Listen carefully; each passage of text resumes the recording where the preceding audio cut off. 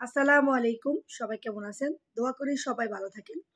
আসলে social media আমরা যারা ফেসবুক চালাই, ইউটিউব চালাই, তারা কিন্তু ইদানিং দেখতে পাচ্ছি ফেসবুকে ঢুকলেই, ইউটিউবে ঢুকলেই বারিশা হক এবং তনি এবং হচ্ছে লায়লা কিছু মহিলা ভাইরাল। আর বেশিরভাগ এর মধ্যে এই তিনজনই হচ্ছে যত উদ্যোক্তা আছে, যত প্রমোটার আছে, তো ব্র্যান্ড অ্যাম্বাসাডর বলে ওনারা কি বলে এটা ভালো করে বলতে পারি না। মুস্কান ব্র্যান্ড কি বলে? Brand promoter. আচ্ছা, যেটুক এটা আমি আবার উচ্চারণ করতে পারলাম না আর কি। তো যাই হোক, যেটা বলতেছিলাম, তো এরা হচ্ছে প্রত্যেকেই কিন্তু আপনারা দেখেন অর্ধ উলঙ্গ পোশাক পরে এগুলা করে তারা সোশ্যাল মিডিয়া আসতেছে, আমরা দেখতেছি। এখন তারা ঝগড়া করতেছে, একে খারাপ বলতেছে এরে খারাপ বলতেছে তো এই যে আমরা ফেসবুকে আসলেই, ইউটিউবে আসলেই এগুলা দেখতেছি, আমরা যারা খারাপ কমেন্টস এদের করতেছি, আমি মনে করি তাদের বয়কট করা উচিত। আমি সবচেয়ে অবাক হলাম একটা জিনিস দেখে, যে কুমিল্লা জেলার কবির নামের একটা ছেলে, বদ মেজাজ ওর পেজের নাম, তো ছেলেটা ইসলামিক বিষয় নিয়ে অনেক কথা বলতো। আমি অবাক হয়ে গেলাম যে অনেকগুলা ওয়াজে, অনেকগুলা হুজুর, অনেকগুলা মানে নামি দামি যারা ওয়াজ করেন, তারা হচ্ছে মানে নামি দামি কি এক নামে যাদের চিনি আমরা, ভালো ভালো কথা বলে, পরামর্শ দেয়, ওয়াজ করেন, তারাও ওকে নিয়ে ভিডিও বানাইছে, মানে ওয়াজে কথা বলছে যে ছেলেটা ভালো ছিল। তো সেই ছেলেটাকে উচিত কথা বলাতে, যে বাচ্চা পেটে আসলে আমরা আগে থেকে দেখতাম যে মানুষ লজ্জায় মানুষের সামনে যেত না। তো বারিশা হক কী করেছে, যে তার প্রেগনেন্ট অবস্থায় ছোট একটা গেঞ্জি পরে পেটটা উপরের দিকে দিয়ে সে ভিডিও বানিয়েছে, আরও অনেক কিছু করেছে।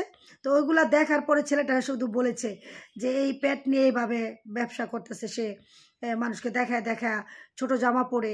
তো এটা বলার কারণে তাকে আইসিডি মামলা করেছে। আসলে সরকার আইসিডি মামলাটা বের করেছিল, জানি না মানুষকে হয়রানি করার জন্য নাকি কি করার জন্য।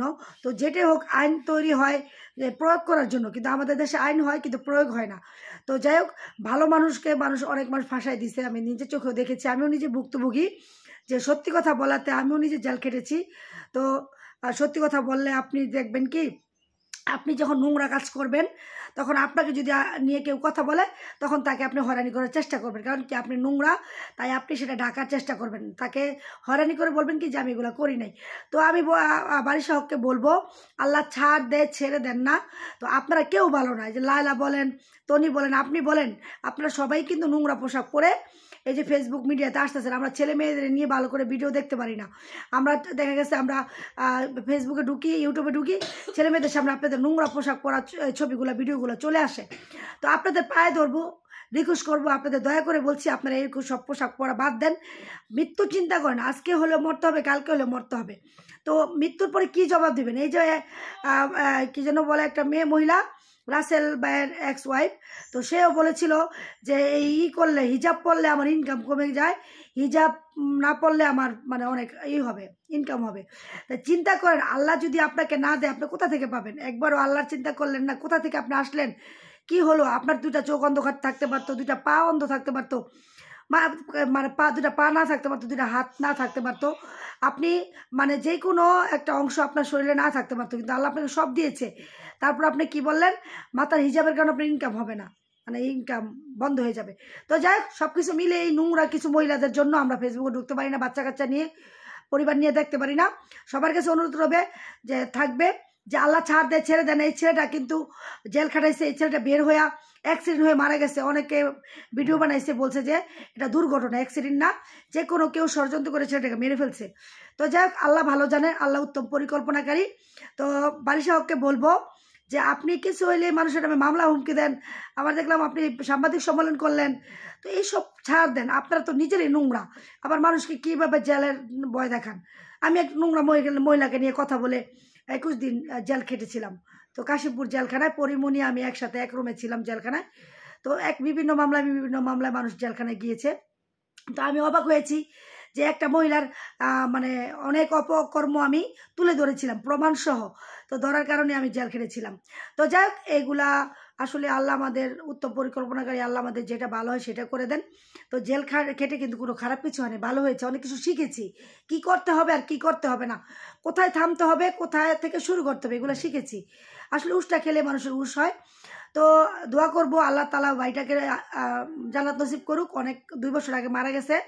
তো ছেলেটাকে অনেক হয়রানি করেছে বারিশা হক। তো যাই হোক, আপনারা নোংরা মানিও করেন না আর মানুষকে হয়রানিও করেন না। দয়া করে আপনারা এগুলো থামান। আপনাদের নোংরা মানির কারণে আমরা ফেসবুকে ঢুকতে পারছি না, কেউ না, কেউ পরিবার নিয়ে আমরা ফেসবুক আর ইউটিউব দেখতে পাচ্ছি না। তো আমি ইউটিউবের পক্ষ থেকে, ফেসবুকের পক্ষ থেকে মানে তাদের বলবো, আমি একজন সাধারণ এবং জনগণ এবং মানবাধিকার কর্মী হিসাবে আমার একান্ত চাওয়া সেটা হচ্ছে, যারা নোংরা পোশাক পরে ভিডিও বানাবে এবং ছবি পোস্ট করবে তাদের থেকে বয়কট করুন তাদের, এবং তাদের এইগুলা আমি মনে করি রিচগুলো কমায় দেওয়া উচিত, যাতে তারা এইসব নোংরা জিনিসগুলো মানুষের কাছে না পৌঁছাতে পারে। তো সবাই ভালো থাকবেন, সবাইকে ভালো রাখবেন। অবশেষে একটা কথা বলবো, আল্লাহ ছাড় দেয়, ছেড়ে দেন না। আল্লাহ 10 দিন পর হোক, 20 দিন পর হোক, মৃত্যুর আগ পর্যন্ত হোক, আপনার বিচার করবেই। এবং আপনি যদি সত্য থাকেন সেই বিচার দেখতে পারবেন, বসে বসে দেখবেন। আমিও আমার সাথে যারা অন্যায় করেছে আল্লাহ তাআলা আমাকে দেখাইছে, বছরও ঘুরে নাই, মানে তাদের বিচার আল্লাহ করে দিয়েছে এবং আমি বসে বসে দেখেছি, কিন্তু আমি কষ্ট পেয়েছি তাদের বিচার দেখে। আল্লাহ তাআলা যে বিচার ওনাদের করেছে, ছাড় দেয়, আল্লাহ ছাড় দেয়, ছেড়ে দেয় নাই, যাতে সেটা দেখে আমি কষ্ট পেয়েছি, আমি কান্না করেছি। কারণ কারো খারাপ আমি কখনো চাই না, আমি চাই না আমার শত্রু কখনো খারাপ হোক, আমি চাই সবাই ভালো থাকুক। আমি একা ভালো থাকতে চাই না, আমি সবাইকে নিয়েই ভালো থাকতে চাই। তো সবাই ভালো থাকবেন, সবাইকে ভালো রাখবেন, আমার জন্য দোয়া করবেন, আমি সবার জন্য দোয়া করি। ফি আমানিল্লাহ। আসসালামু আলাইকুম। আল্লাহ হাফিজ।